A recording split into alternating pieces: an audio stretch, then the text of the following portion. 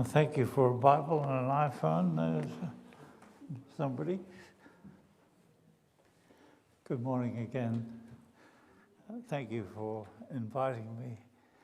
I was going to say inviting me back. I have preached here before, but it was by Zoom. But it's nice to be able to eyeball you. And thank you for the way that the scripture reading was read. Where is he? He disappeared. He read it beautifully with feeling. And the psalm has a special relevance for my family. I'm a Kempsey boy, and my dad was a doctor in Kempsey. 72 years ago, he got a call to go to Penang in Malaya, as it was then, Malaysia, to rebuild a hospital that had been destroyed during the Second World War. And he accepted the call. And I remember our last evening, I was only 4, in Kempsey, because my grandfather, who was a pastor, read the 91st Psalm. And at the end, he broke down because Penang was a long way away in those days. It was the far end of the world. And we were going into the unknown. My dad had sold his practice, his car, his house. And it was a big adventure. And the bit in the psalm that says, "You shall tread on the cobra." Nobody realized that within a week, my dad would tread on a cobra, literally. It was the first morning that we were in Penang. He stepped out the back door barefoot and trod on the back of a 13-foot hamadryad king cobra. And he removed his foot so quickly and slammed the door, he nearly left his foot outside. And he came in and said to my mother, "Don't unpack. We're flying back to Australia tomorrow." And we had breakfast, and it's one of my early memories of seeing my dad's hand quivering, because he was not a person who was easily scared.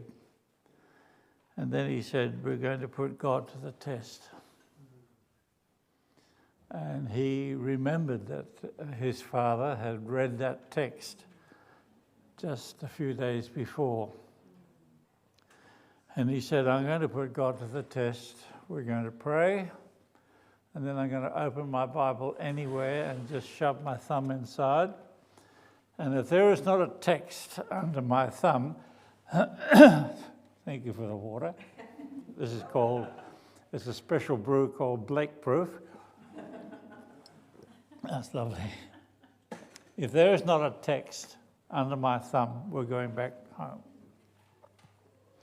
We prayed, and he opened his Bible, and he read a text that he'd never read before. It was Luke chapter 10, verse 19. "Behold, I give unto you power to tread on serpents and scorpions, and over all the power of the enemy, and nothing shall by any means hurt you." We stayed there for 12 years. We killed 12 cobras in the house. I can remember at the age of about 7 going to the bathroom in the middle of the night. It was an Oriental type bathroom where the shower just went onto the floor, and opening the door and stepping in, and there lying on the floor was a great big snake like that. Yeah, he nearly had a heart attack. And it is amazing. And eventually, it's amazing how the big circle of life. My dad was a doctor in Kempsey 75 years ago, and now my son is a doctor in Kempsey where they live. So there are beautiful words in the 91st Psalm. And what was his name? Jesse. He read it so beautifully with a lot of feeling. So I don't know where he's gone, but tell him afterwards, would you? I'm a geographer by training, historical geographer.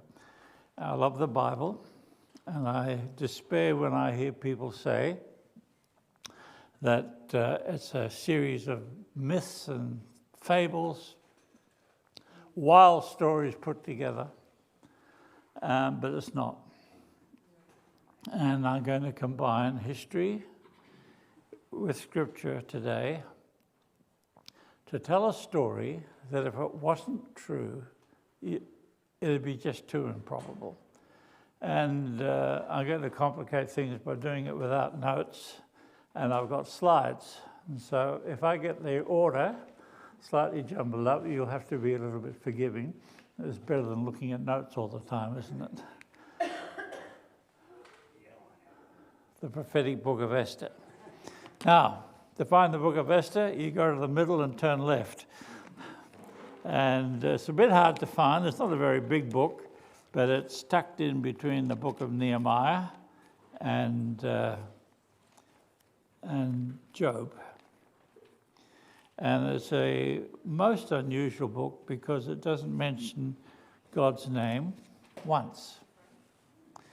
And yet the whole thing is about God's providence in doing that. And the best place to start is at the beginning. Now, if I say Xerxes in one sentence and then say Ahasuerus in the next, they're both the same person. Xerxes was his Greek name, Ahasuerus was his Persian name. And the histories of Persia and Greece are intertwined because of this story, which is very real in history. This is what happened, chapter 1, verse 1. This is what happened during the time of Xerxes, the Xerxes who ruled over 127 provinces ranging from India to Kush, or Ethiopia. It was a world empire, and he was the boss. Now, as we go through the story today, you've got to take out of your head the Western mindset. This is an Eastern society, Middle Eastern, and they were brutal and savage, and the king was so fearsome that grown men would faint when he frowned. And they ruled by suppression and cruelty. And he called together all the kings and princes, satraps and governors from right across the 127 countries because his pride had been hit. His father had been defeated 4 years before. King Darius was defeated at the Battle of Marathon. And it was at the Battle of Marathon when the Greeks defeated the Persians, and a runner by the name of Phidippides ran from the battlefield at Marathon into Athens with the news. Ever since then, we've had the marathon race, came from that. And so he had a party. Now, I don't know what sort of party you've been to. This one lasted for 6 months. For a full 180 days, he displayed the vast wealth of his kingdom and the splendor and glory of his majesties. And at the end, he gave one more party. This was a short one. It only lasted for a week. What's the longest party you've been to? This might be embarrassing for you to confess. I went to an Indian wedding in Fiji. We lived in Fiji for a few years. And that lasted for 3 days and 3 nights. I went home on the first night full of red-hot curry and never went back. And the queen, whose name was Vashti, she was giving a party for the ladies in her own palace, about 300 meters away. And I really need you to just let your imagination flow and picture the story in your head as we go through it. Queen Vashti also gave a banquet for the women in the royal palace of King Xerxes. On the 7th day, when King Xerxes was in high spirits from wine, or let's put it in the Australian fashion, he was as drunk as a skunk, he commanded the 7 eunuchs who served him. I'm going to read their names because You might be expecting a little bundle of joy in the future and you're looking for a name from the Bible. Here's some good ones. Mehiman, Biztha, Habona, Bigtha, Abagtha, Zetha, and Carcass. Oh, I like that. What is Carcass Penland? Doesn't that run off the tongue nicely? Well, in his drunken state, he made the most extraordinary command. It says here, he commanded them to bring before him Queen Vashti wearing her royal crown. Now, in the translation, something has been lost. It's called a modifier. And the actual translation was not just wearing her royal crown, but wait for it, wearing only her royal crown. In front of a bunch of drunken rulers, the Queen of Persia was expected to go naked except for her crown, and nobody disobeyed the king. So she thought, I'd rather die. And she did the absolutely unthinkable thing. She refused to come. And the king was embarrassed. It says here, then the king became furious and burned with anger. He didn't know what to do. His mind was shot. It was full of whatever they drank. And there was common agreement that this was a bad thing, and that if they got away with it, they would, all these guys would return home, and they wouldn't talk about the royal peacock throne. It was made of gold and ivory. Next to his throne was a golden tree, a plane tree made of pure solid gold, given to him by one of the kings. His name was Pythias, king of Lydia. We'll come back to him. And they wouldn't talk about that, but instead they'd say, do you know what? The king gave a command to his wife, and she told him to get lost. And this is not good enough because it will be the beginning of the women's liberation movement, and we cannot have that. That's pretty well what it was. They would be disobedient. They would respond to all the king's rebels. There will be no end of disrespect and discord.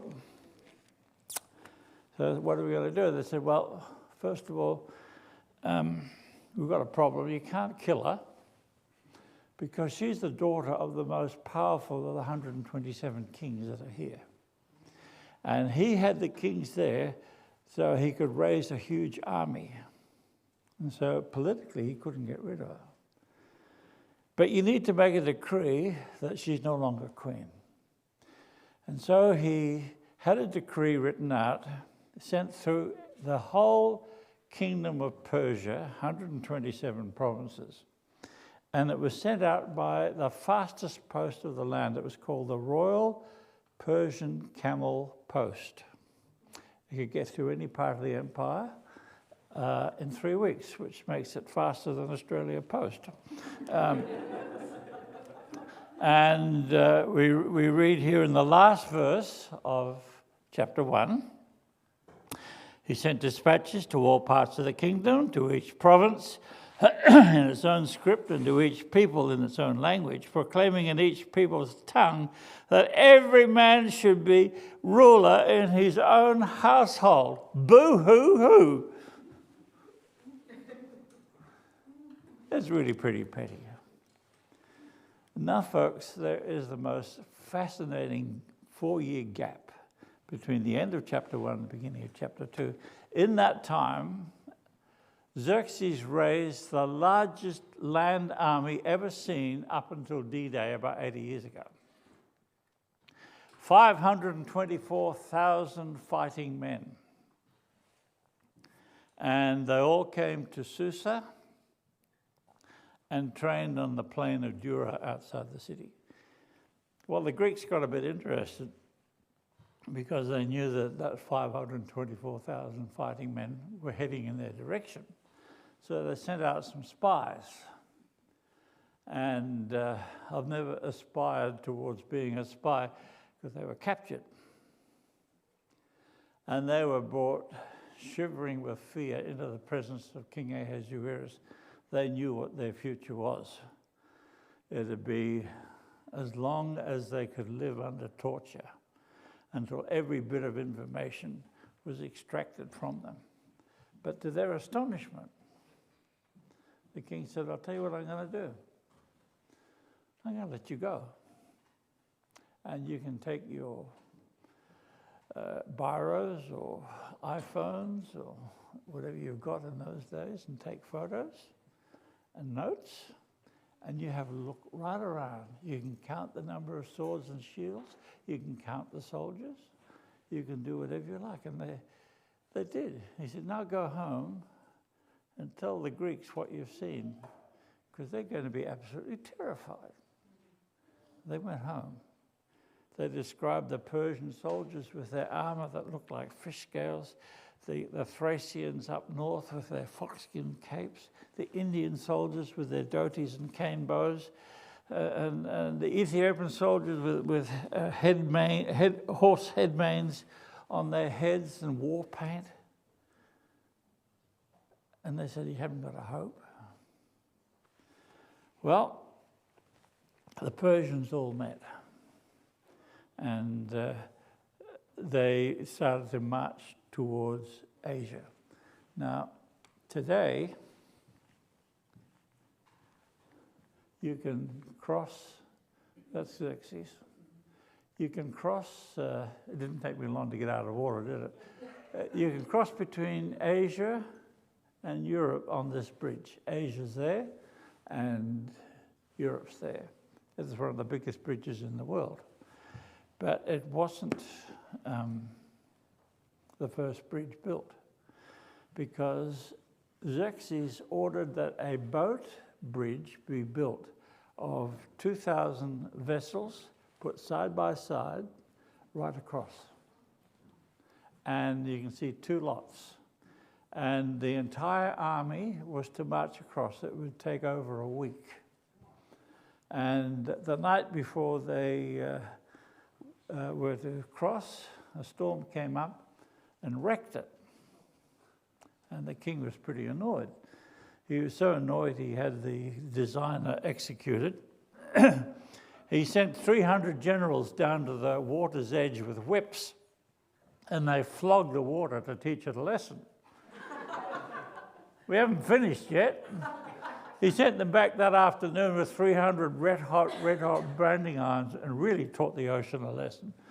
And he ordered another bridge built. And this time he did the right thing in his own eyes. He went to the middle of the bridge with a golden goblet of wine and toasted the gods and threw the goblet in the water. And they crossed. It took a week.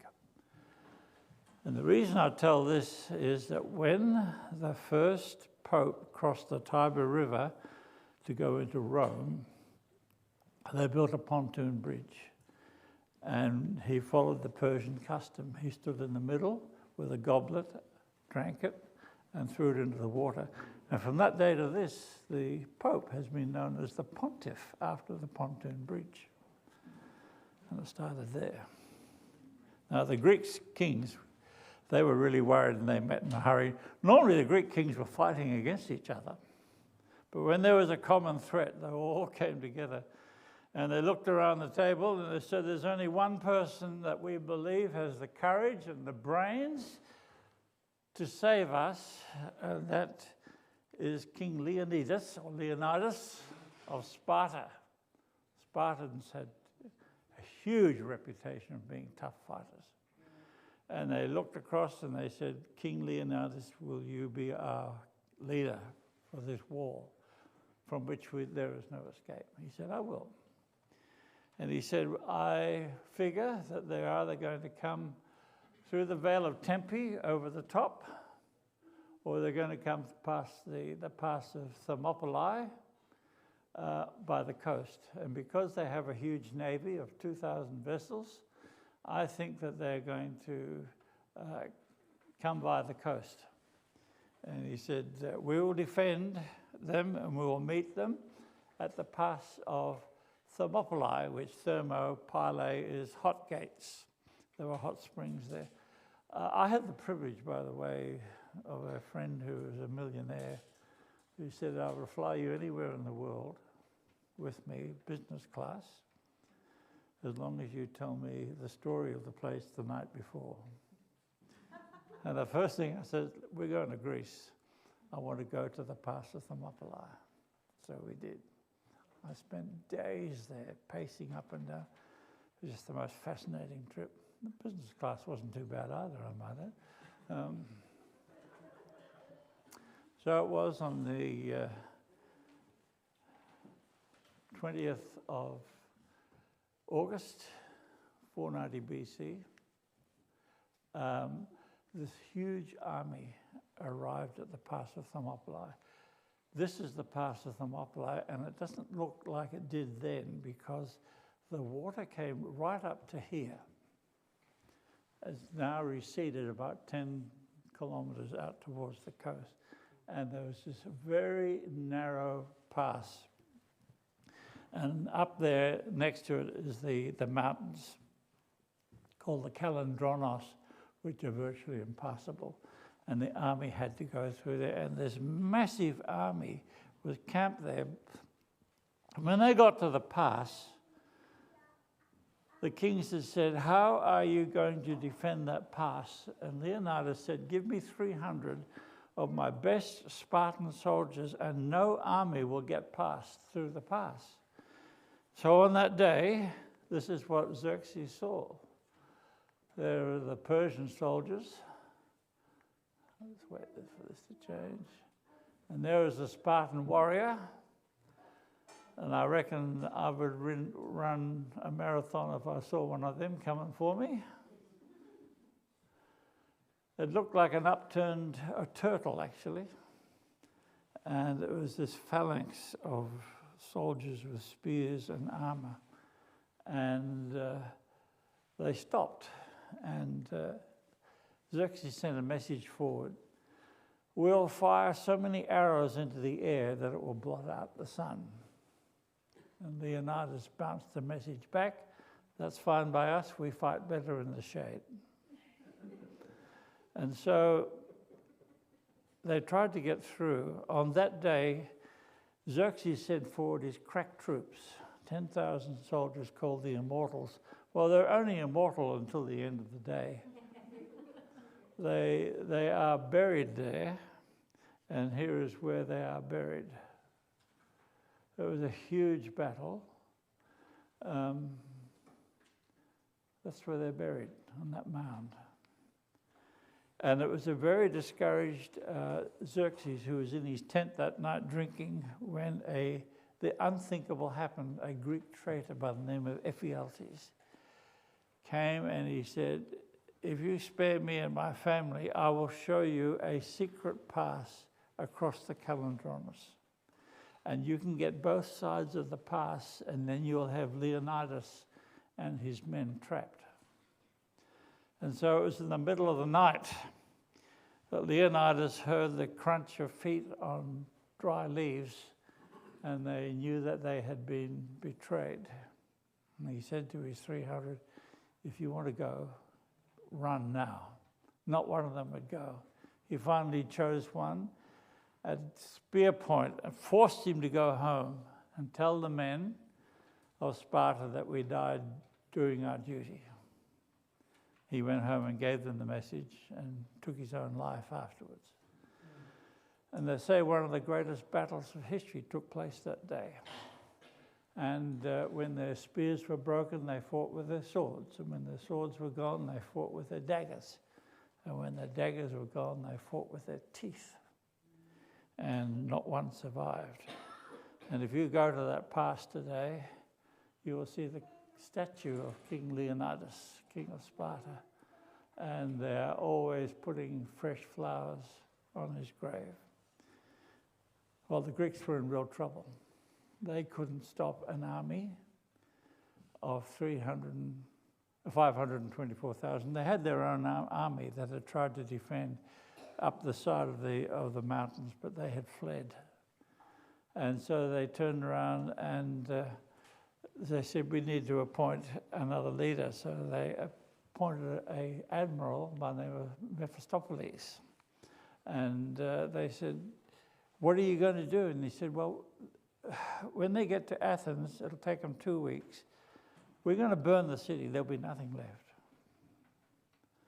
He took all the women and children and old people and put them on an island way out in the Mediterranean Sea. And so when the Persians arrived, the city was burnt. And then Xerxes, who wasn't always the sharpest pencil in the box, he fell for a trick. They sent along a general, and they said, if you take your navy and go into the Bay of Salamis, you will find the small Greek navy of only 490 boats waiting to surrender. And so he assembled in the Bay of Salamis this huge navy of 2,000 vessels. And he put a portable throne up here on the hillside so he could watch what was going to happen. And I sat on that hillside for a long time and tried to revision the story. Because when the Persians came in, this huge navy slowly rowing their way in, there they saw, tucked in the corner, unable to escape, the Greek navy. If you're going to have a fight with somebody in their backyard, make sure you've checked out the fence first. Because this small navy was sitting up in the corner here where these fishing boats are, and if they had a watch, they would have been looking at it, because they knew that at 10 o'clock every morning, a breeze would spring up from behind. And when it happened, there was only 300 meters apart from the two navies. They hoisted their sails and they rushed at the Persian boats. Now, here is a very impressive looking warship. One of the features, and there's up to 150 oars, by the way. It's not horsepower either, it's human power. This is the secret of the battle. They had an underwater battering ram, because what you see there is on the surface. There is another one there. It's called a dikplos. And they charged the fleet, and they quickly divided and ran along the side and snapped off the oars of the Persian boats on the outside. So there was confusion, they couldn't turn. They spun around and they charged and hit the fleet side on and punctured the boats. And then they fired in flaming arrows, and before the horrified gaze of King Ahasuerus, his entire fleet was destroyed. 4 months later, at the Battle of Plataea, they were absolutely thrashed. And 4 years later, he returned back to Persia, listen to this, with only 4,000 men. Absolutely smashed. And that's why chapter 2 starts with these words. Later, when the anger of King Xerxes had subsided, it had been belted out of him. And the next verse is, he remembered Vashti. But he couldn't have her back because the laws of the Persians could not be changed. And so he was getting a little bit lovesick again. And his eunuchs got together. Only a eunuch could think of this. They said, why don't you have an international beauty contest and marry the winner? Well, to a bloke like Xerxes, this was a great idea. And so they set to and they started to collect. And now there's a little aside in the story. And it starts just like this in verse 5 of chapter 2. Now there was in the citadel of Susa a Jew of the tribe of Benjamin named Mordecai, son of Jair, son of Shimei, etc., been carried into captivity. And he had adopted his niece, whose name was Hadassah, which is Myrtle. That's why this title is Marvellous Myrtle, Her Persian name was Star or Esther. And he had adopted her, and Mordecai had a significant job in the king's gate. Now, it's not only significant, it's a great place to pick up any news, your taxation office, your customs office, everything came through that gate. And he picked up a story that there were two people who wanted to assassinate the king. But in the meantime, they were gathering all the girls, and it says here, when the king's edict had been proclaimed, many girls were brought to the citadel. You know how many girls were brought in? 900. And here's the deal. You had no choice. You were spotted and taken. And once you entered the palace of the concubines, you never left until the day you died, even if you lived to 90. Unless you have been asked to go to the king's palace to spend the night. And so you can imagine the situation with 900 contestants all locked up in this vast concubine palace. And I don't know what Esther was doing, but she was spotted and she was taken. The Bible says she was beautiful and fine in features and body. And she was taken. And when she actually was very much favored by the chief eunuchs. And I love his name here, Shazgaz. Now there's a name for you. That's a good Australian combination of Sharon and Gary, Shazgaz. That one's just waiting to be used. And each girl was given 12 months to get ready to go before the king. And 6 months of one beauty treatment and 6 months of another. Now, if you prefer the Uncle Arthur version of the story of Esther and her virginal beauty, just cover your ears for the next 5 minutes. There was more than a beauty contest. The king wanted to try them all out. And when it came for the turn of Esther, he was so smitten by her looks, her personality, her demeanor, everything, he declared the contest closed. Too bad if there was another 700 to go. And she became Queen of Persia. How old was she? 16. Very young. And she heard a rumor that the two most trusted people in the entire palace. Uneasy lies the head that wears a crown. And to sleep safely at night, he took the most two trusted soldiers of the whole lot. Their names were Bigthan and Teresh. But these were the two guys that were planning to kill the king in his sleep. He was assassinated in bed 10 years later. And Esther found out.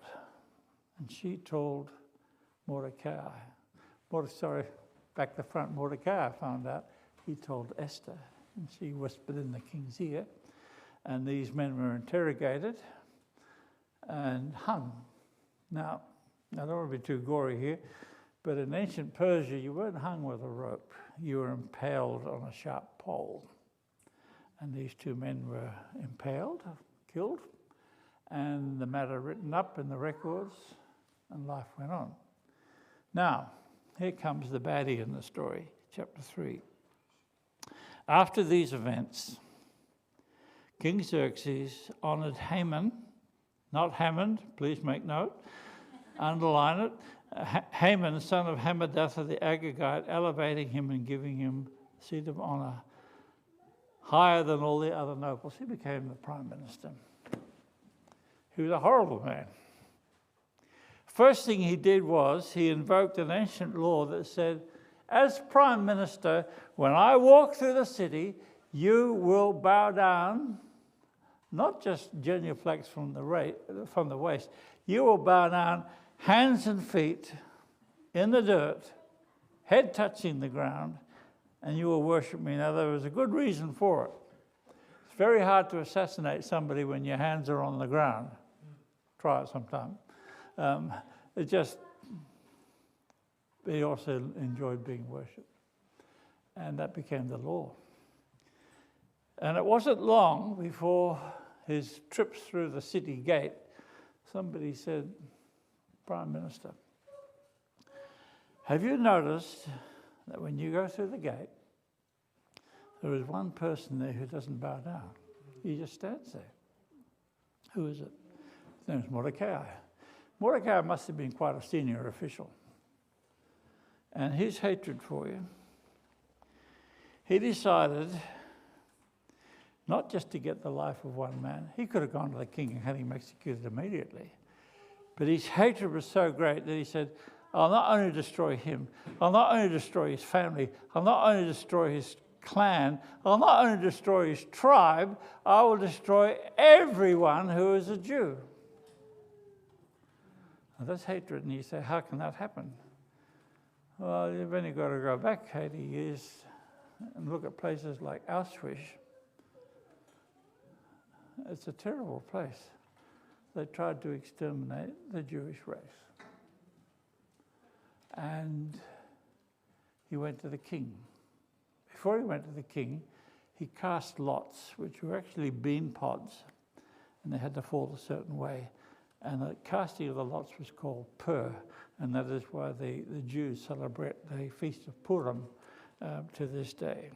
So he went to the king, and I'm paraphrasing verse 8 of chapter 3. Then Haman said to King Xerxes, there is a certain people dispersed and scattered among the peoples in all the provinces of your kingdom, whose customs are different from those of all other people. They don't obey the law. They're a bit strange. They eat wheat bix and this stuff called nut meat and veggie links. And look, I've had the Bureau of Statistics do their research, and we worked out that it's better off just to get rid of them. They're a nuisance, and they're going to destroy our society. They're going to upset our beliefs. They're not compatible with the social structure of Persia. And the king did the most extraordinary thing. Oh, he said, to help the plan of extermination, I will give you, paraphrasing, 17 semi-trailer loads, B-doubles, of silver. It's a fortune. And the king said, oh, that sounds good. Now, the king couldn't read or write. And he did the most extraordinary thing. He took off his ring. He gave it to him because his signature was on the back. Now, I've got here a ring. It's 2,400 years old, and it's from Persia, and it's from the city of Susa, and it is dated to the time of King Ahasuerus. How did I get it? I didn't have the stone in it. I've had that inserted. But that's probably the old, you can have a look at it afterwards, the oldest thing, a man-made object you've probably ever held. It's quite a big ring. And he signed it with his ring, a document that said he could universally wipe out the Jews. Now, if you go to London and you're looking for me, there are two places you're always going to find me. One is the British Museum and the other is the British Library. And I went to the British Museum because I knew that in a special room called the Fragments Room, where they keep all the clay fragments, there is a piece of clay that has the imprint of the ring of King Ahasuerus. And I went to the Fragments Room, and there were two attendants who smiled at me, and I'm glad they did, because it was the last time they smiled for about a week. And I had them going for 3 hours looking for that fragment. I opened countless drawers, and we found it. And he slapped a pair of white gloves on the counter. He said, put them on, and we'll let you hold that fragment on one condition. I said, sure, what's the condition? The condition is you never come back to the British Museum. And so I held that fragment. It was a cherished moment. And then he said, my brother-in-law runs an antiquary shop just around the corner, and he has just taken delivery of a set of rings that were from a jeweler's shop, half-made, that was destroyed by a fire in the ancient city of Susa at the time of King Xerxes, and it's certified to the exact date. I bought 16 of them for $100. That was a real bargain. And I had that one put into thing. He went off with a blank check, did Hammond, and he made this decree. And the Jews were so well established. Remember, this is a prophetic book. And what I'm telling you in the story is going to happen again one day, but in a slightly different way. Spurred on by the king's commandments, the couriers went out and spread the news about their coming death right across the city. The king and Hammond sat down to drink, but the city of Susa was bewildered. Chapter 4, when Mordecai heard of this, he tore his clothes and put on sackcloth and ashes. And he's walking up and down in front of the queen's palace, and he's wailing and he's crying, and the queen looks out. She says, what's going on? So she sent out Hatash, her middleman, her manager, and the message came back. It was quite short and simple. Don't think God has appointed you to be queen of Persia for your own pleasure. You've been put there to save your people, and what are you going to do about it? Well, she didn't know. She was only 16. And she said, I want you to pray and fast and not eat 3 days and 3 nights. Boy, that would focus your prayers a bit, wouldn't it? And they did. Then she said, I'm going to do the unthinkable. Now, just try and imagine what the Persian court was like. There's the king, and that's just a relief carving, and it doesn't show the tension that must have existed. She said, I'm going to do the unthinkable and walk into his presence unannounced. Now, if you go to Susa today, that's all that's left of the king's palace. 13 of these posts are still standing. It's called the Apadana. This is what it would have looked like. Well, that's the front of it still, but this is what it would have looked like. Magnificent. And it was supported inside by 36 columns, and then there was an open space. And this was how the Persian court operated. The king would sit on his throne, his attendants would be lined up and down, and if anybody wanted to talk to the king, all you had to do was to take one step into the open space. In front of every of the 36 posts was a soldier with a battle axe and spear. And as soon as they saw someone, they would point their spear at that person and walk towards them. Every time you took a step, step for step, they would take a step until you all gathered in front of the king. The king would look at you. He would decide whether to listen to you. If he ignored you, you were given 1 minute, the longest minute of your life, and then you were taken away and hung Persian style. So you wouldn't be going in there to talk about your registration on your car, would you? If he did decide to talk to you, he would extend the golden scepter. And we've got a photo of it back here. It takes a while to get back. And he would extend it, and you would touch it very gratefully. It was quite a long scepter, so he didn't get too close to the great unwashed. And this is what Esther was going to do. She said, I will get ready, and I will step into the open space, and I'll go before the king. So she got ready, put on a pair of jeans and thongs. And, I can't use the word thongs very safely these days, but sandals. No, she got into a wedding dress. I don't know about you, gentlemen, but I remember when my wife walked down the aisle and I saw her. I became a big pile of jelly blubber. The same thing happened when I saw my two daughters coming down the aisle, except I was walking with them. And she must have looked absolutely gorgeous. How's your imagination? They're sitting there, maybe it's about 11 o'clock in the morning. King's wondering what's for lunch. Been a quiet day, only 33 executions so far. And all of a sudden there's a gasp from the crowd. It's the Queen. He looks up, and there is the Queen of Persia walking towards him. That looks a bit like Prince Harry's wife, doesn't it? Oh, that's disturbingly go on quickly. She's walking down,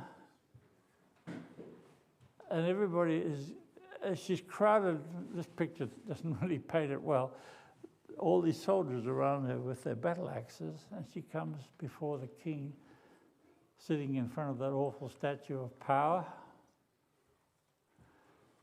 You know what happened? The Bible doesn't tell us, but history does. She fainted. Or wouldn't you? The king actually left his throne, extended the golden scepter to her, and she said, I don't know what it is, Queen Esther, but I will give you anything up to half the kingdom. What would you do at that moment? You know what I'd do? All come out at once. Please say me, the wife, the kids, here's a list. But she kept her cool. She said, Your Majesty, if I pleased you, I would like you and the Prime Minister to come to my apartments for tea tonight. Oh, they did. And so they had a banquet. I don't know why there was a delay. Because when he said, what is your request? She said, can you come back tomorrow night with the Prime Minister? And he said, okay. And so the party was over. She goes off, and Hammond, we read it here, Hammond went out that day happy and in high spirits. I'm the king's favourite. The Queen favours me. I'm the Prime Minister. But when he saw, as he was walking out through the king's gate, he saw Mordecai sitting there, observed that he neither rose nor showed fear, or even the historians tell us didn't even get out of the road. I mean, he was already under a death sentence. He was filled with rage against Mordecai. Nevertheless, Haman restrained himself and went home. And when he got home, it was probably late at night, he gets his wife Zeresh out and their 10 sons.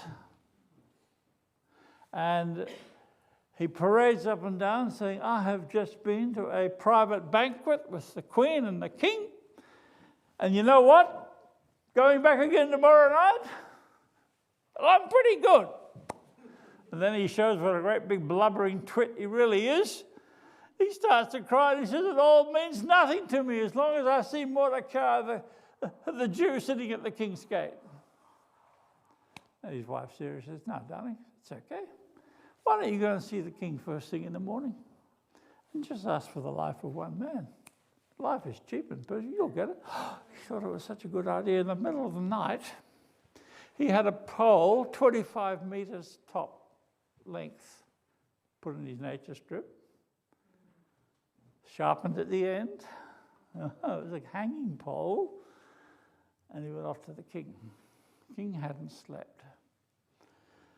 And so he couldn't read a book, and so they were reading to him the boring old court records.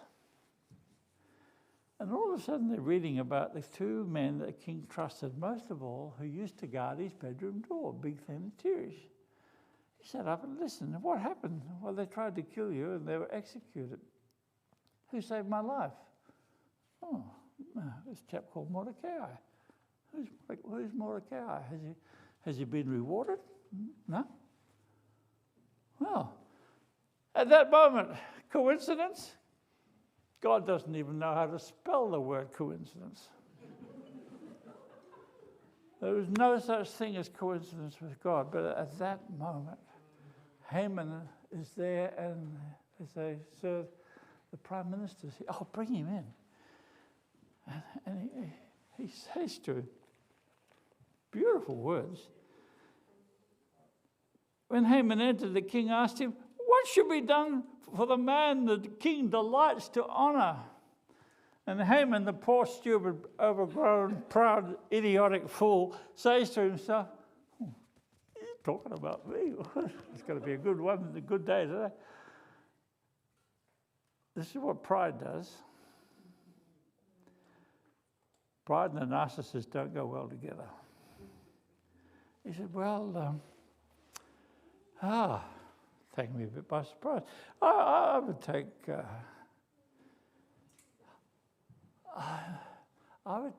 the king's royal robe. Let me tell you, nobody but the king was to wear it. It was just about made of diamonds sewn together with gold thread. You know how much it was worth? An estimate would be about $95 million. Now, if you took that to the dry cleaners in Raymond Terrace, you'd sort of hang about for the rest of the day, wouldn't you?" He said, "I would put it on him, unspeakably vain. Then I would take the king's horse, the white charger. I'd put him on it. And then I would take one of the highest officials in the land, and he would walk in front, and he would hold the bridle, and they would walk through the city in Pica, and they would stop at all the traffic lights. And he would call out in a loud voice, 'Everybody, please notice. This is how the king wants to honor this wonderful man.'" The king was most impressed, and he said, "Haman, you know, there's one thing I want to see in the video in the sky when we all get to the kingdom, is the look on Haman's face when the king said, 'I want you to go and do that for Mordecai.'" Oh, he must do it for Mordecai. Historians tell us that Haman was so shocked, unbelievably shocked. He said to the king, "You can't make me do this." The king finally lost his temper with him. He said, "You'll not only be the one who leads the horse, but when he gets on the horse, you will get down on your hands and knees, and he will tread on your back to get on the horse. Now go and do it."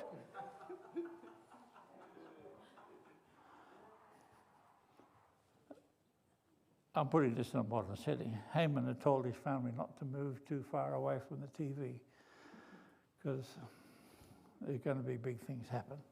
He thought that was going to be broadcasting the execution of Mordecai. But what do they see? They see Mordecai doing a very good imitation of the king, and they see the Prime Minister doing a very good imitation of a stable hand and town cry, all rolled into one. We're told that when it was over, Mordecai went back to the gate, and Haman went home with the worst recorded migraine in human history. And he's sobbing and crying. I said, "What happened?" "We all saw it on television."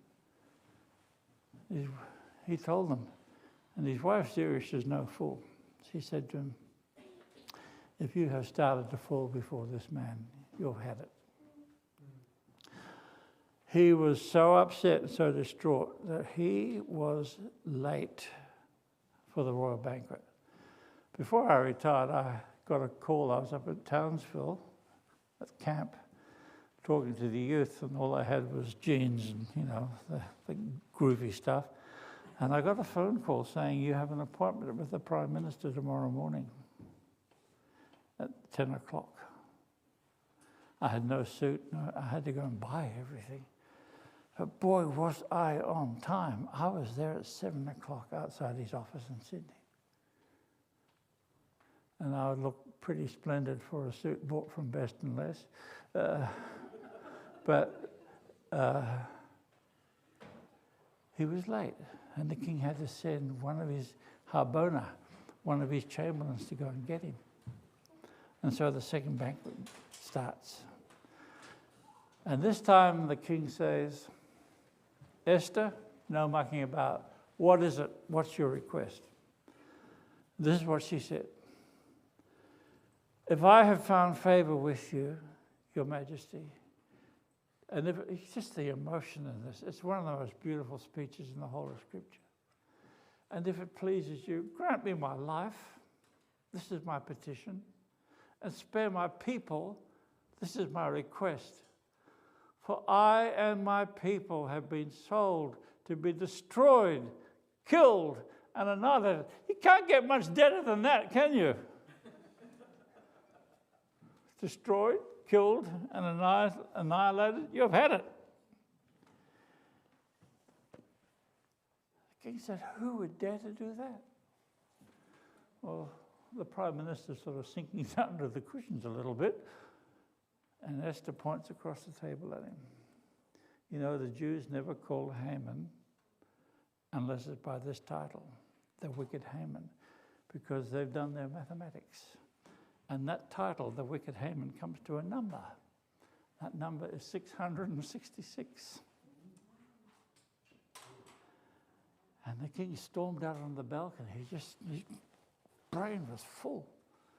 And Hammond, who realizes that the sands of life are fast running out, he comes around and he pleads for his life, and he grabs her and he's shaking her, and the king turns around and is he going to molest her in front of me? He ordered that his head be covered twice in one day. When you bury a person, the last thing you do is cover their head. Sign of death. Took him out, and Harbona came in. He said, Your Majesty, when I went to his house to collect him before, he had a sharpened pole, 25 meters. That's tall, 75 feet, on his nature strip. The king said, stick him on it. There is confusion. He has the ring retrieved from Hammond, and he says, I'm going to give this to one person, the new Prime Minister, Mordecai. Mordecai's in a state of shock. It's been quite a day for him. And he says, here's my ring. I can't change the law. See if you can save your people. And you know, they made a counter decree that the Jews could fight back. It has such a powerful effect. And I don't want to sound rude here.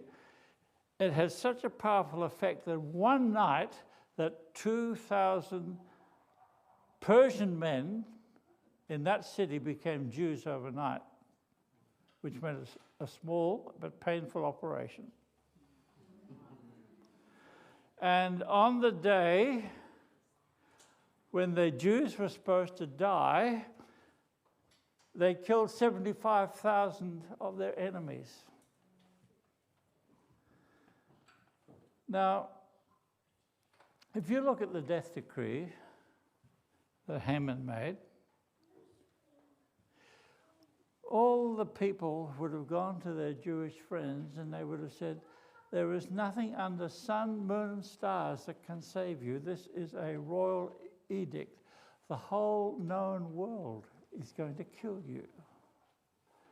You will die. There is nothing that can save you. And the future looks completely blank. And then, when all is impossible, God says, you watch what I'm about to do. And flipped history on its back. You know, among the 75,000 people who died were the 10 sons of Hammond. And when the Jews celebrate the Feast of Purim, they always recite the names of these sons, and they have to do it in one breath. because they say you should never waste 2 breaths on the sons of Hammond. So let's try it, shall we? Anyone who has to take a breath will have to leave the room. Parshandatha, Daphlon, Apatha, Paratha, Adelia, Aridatha, Pashmata, Arasai, Arade, and Vaisatha, you may all stay.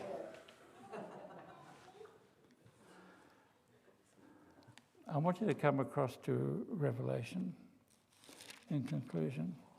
Revelation chapter 17 and verse 12.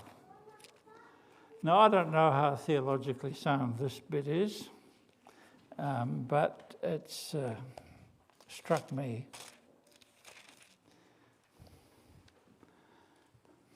He had 10 sons. He's known by his number 666. And I read here, the 10 horns you saw are 10 kings who have not yet received a kingdom, but who for 1 hour will receive authority as kings along with the beast. They have one purpose and will give their power and authority to the beast. They will make war against the Lamb. But the Lamb will overcome them because he is Lord of Lords and King of Kings. Those are the words that were inscribed on the crown of King Xerxes. And with him will be his called, chosen, and faithful followers. You know, they went through a terrible dark time. Didn't last very long. And God flipped history on its back. And God's people will one day face a death decree. You know what it'll be over? It'll be over the commandment that Lucifer hates more than any other. The only commandment that says, remember. And that is the 4th commandment, the Sabbath. An everlasting covenant between God and his people. And our friends and our enemies will come to us and say, you're done for. You'll die. You can hide in the deepest cave, and a satellite flying overhead will know where you are. There is no hope. And when all is lost, God will stand up and say, universe, you just look what's about to happen. And history will be flipped on its back. You know, Jacob, as he was crossing the brook Jabbok, was grabbed. And all night he fought. He thought he was fighting evil, but actually he was being held in the arms of Jesus Christ. I'm not fearful for the future. It'll be short and swift. But I want to be among those who remain faithful to God and honor his commandments. And you are honored today in this busy town. Everybody else is going to football, going shopping, washing their cars, doing what they like. But you folk have come here because you honor God and you are keeping that commandment that Satan hates more than anything else. So the book of Esther is a prophetic book. You know what? We just treat it as an amazing story. But it tells us that God is coming again and that he loves us. Let's pray. Dear Father, as we have quickly reviewed a wonderful story of your saving your people, we are humbled by your love and the fact that you know the beginning to the end, and that you chose us long before the moment of our conception. And you want us to represent your face to the people around us. What a privilege and what a responsibility. Dear Father, in the quietness of this moment, may we just recommit our lives to you. And we say, we love you, Jesus. Amen.